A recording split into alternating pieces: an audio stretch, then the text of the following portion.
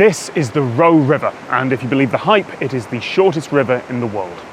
And through the miracle of modern technology, the waterproof camera on this stick, I can show you the full length of it, all the way from the source, a crystal clear spring in Giant Springs State Park, Montana, flowing down 61 meters until it joins the much larger Missouri River flowing to the ocean. Yeah, the river's just there. And it really is crystal clear. While I was setting up, someone came along with some bottles and filled them up for drinking water. I was off in VidCon in Los Angeles last week as I record this, and I was having dinner with a few folks who make educational videos when I mentioned that I was coming here to talk about the shortest river. And if I'm honest, the conversation didn't go well.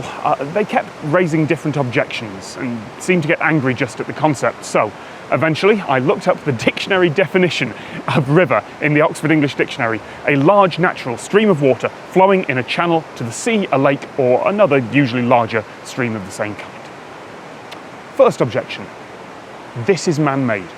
True, the course of this was refined by people, but so is the Los Angeles River, and that's still a river, despite a lot of people thinking it's just an overgrown storm drain.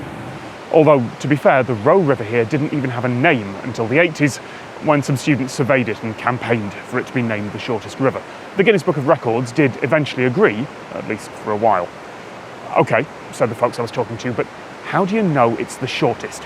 That is a fair point. There have been long documented arguments about whether this river is even the shortest in the United States. And there are international claims too, like this short channel between two lakes near Jyväskylä in Finland. And I was really skeptical before I got here, but yeah, now I'm standing by it, I genuinely think this is the shortest river in the world. It is a large natural channel flowing in one direction to a lake. Fits all the dictionary definitions, unless you want to argue that it's not large enough, but frankly, if it's large enough to drown in, I think it should count. You could try adding more specifics. Forget arguing about whether this is natural. How about saying that a river starts at a source, flows somewhere in a consistent direction, and ends at a much bigger bit of water?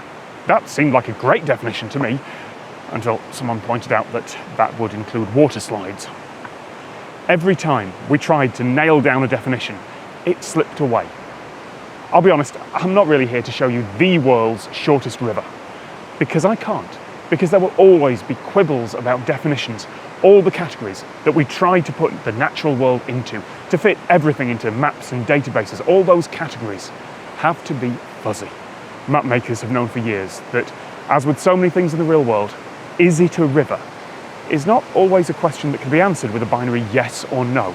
There is almost always an exception to the rule. The river is whatever humans agree it is. The exact definition probably differs between languages and cultures anyway, and in the end, the Guinness Book of Records decided not to have a listing for shortest river.